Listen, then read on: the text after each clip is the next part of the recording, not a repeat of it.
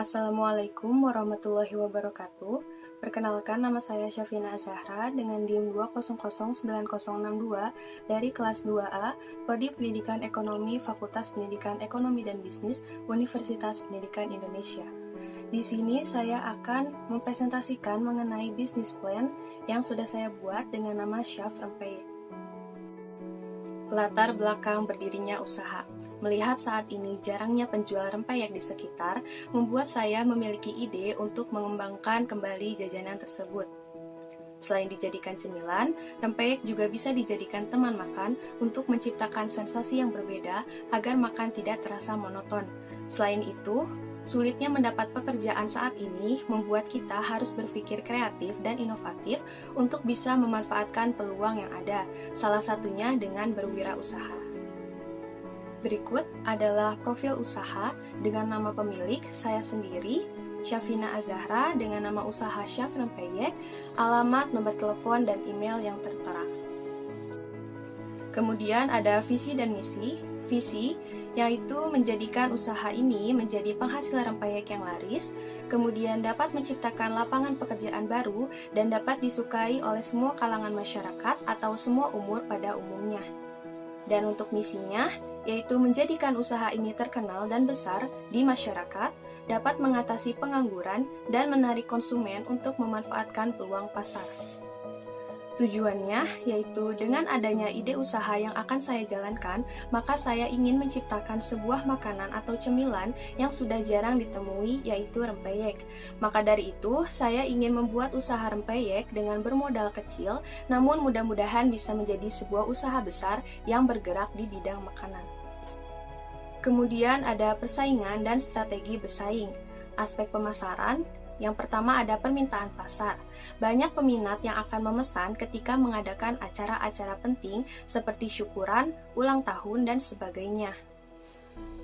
Peluang pasar. Orang tua lebih menyukai jajanan ini, apalagi harganya yang bisa dibilang murah. Kemudian ada strategi penjualan. Strategi penjualan yaitu melayani pemesanan dengan datang langsung atau melalui media sosial seperti WhatsApp, Line, atau Instagram. Strategi penetapan harga. Penetapan harga setelah saya hitung-hitung yakni 5.000 untuk setiap bungkusnya. Strategi promosi yaitu melalui pengumuman atau iklan di media sosial dan memberikan harga promosi untuk pembelian pertama. Kemudian ada tenaga kerja. Tenaga kerja pada awalnya tidak membutuhkan banyak, tetapi akan bertambah apabila permintaan pasar bertambah. Selanjutnya ada aspek produksi. Yang pertama ada persiapan tata letak, yakni letak usaha ini masuk gang tetapi dekat dengan jalan raya. Selanjutnya ada pemenuhan bahan baku. Bahan pembuatan rempeyek terdiri dari tepung beras, tepung sagu, santan, telur, penyedap rasa, dan bumbu khas. Kemudian ada bahan pelengkap seperti kacang tanah, udang rebon, dan daun jeruk. Bahan tersebut dapat dibeli di toko kelontong terdekat dan juga di pasar karena harganya yang terbilang murah dan mudah untuk didapatkan. Kemudian ada analisis SWOT. Yang pertama ada strength. Memiliki pesaing yang sedikit karena tidak terlalu banyak yang menjalankan usaha ini. Kemudian kualitas produk yang baik dengan harga yang murah dan rasanya yang enak membuat pembeli akan membeli produk ini kembali. Yang kedua ada weakness, yaitu harus memiliki tenaga yang ekstra untuk membuatnya. Apabila adonan rempeyek tidak pas, maka teksturnya akan terlalu keras atau mudah hancur dan harus disimpan di tempat yang rapat dan kedap udara agar rempeyek tetap renyah dan enak.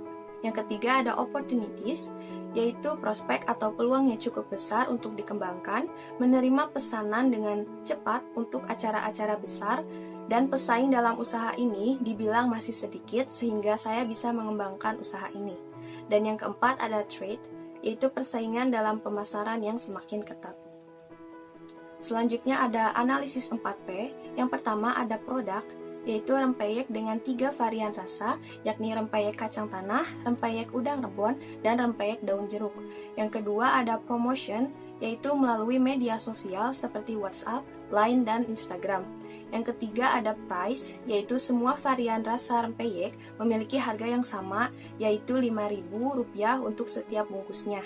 Dan yang keempat ada place, yaitu rumah produksi bertempat di Jalan Bukit Raya nomor 100 dan bisa menggunakan sosial media sebagai tempat pemasaran lain. Selanjutnya ada aspek organisasi dan manajemen. Yang pertama ada pemilik satu, yakni saya sendiri yang bertugas membantu proses membuat rempeyek, memegang keuangan usaha, dan melayani pelanggan. Kemudian ada pemilik dua, yaitu ibu saya, yang bertugas untuk membuat rempeyek, melayani pelanggan, dan mengontrol keuangan usaha. Kemudian ada perincian biaya dan keuangan dengan total biaya barang senilai Rp379.000. Dan di sini ada total harga bahan baku dengan total Rp138.000. Biaya operasional sebesar Rp120.000 dan biaya pemasaran sebesar Rp100.000. Maka total modal awal sebesar Rp737.000. Kebutuhan modal diperoleh dari modal pribadi sebesar Rp387.000 dan dari tabungan orang tua sebesar Rp350.000. Adapun gambaran pendapatan yang akan saya terima per bulannya senilai Rp1.379.000. Yang telah dijelaskan di atas, dapat diambil kesimpulan bahwa usaha rempeyek ini membuka peluang usaha yang cukup besar dengan memperkuat rasa dan pemasaran yang akan dilakukan agar usaha ini lebih maju dan lebih besar lagi. Selain simpel dan berpeluang besar, usaha ini juga dapat meningkatkan penjualan rempeyek di masyarakat. Dan dalam hal keuntungan atau laba, cukup menjanjikan karena sudah mendapat BEP atau kembali modal. Apabila ada yang ingin memesan rempeyek, bisa mengkontak ke sosial media pribadi saya, bisa WhatsApp, Line, atau Instagram. Mungkin cukup sekian dari saya. Terima kasih atas perhatiannya. Wassalamualaikum warahmatullahi wabarakatuh.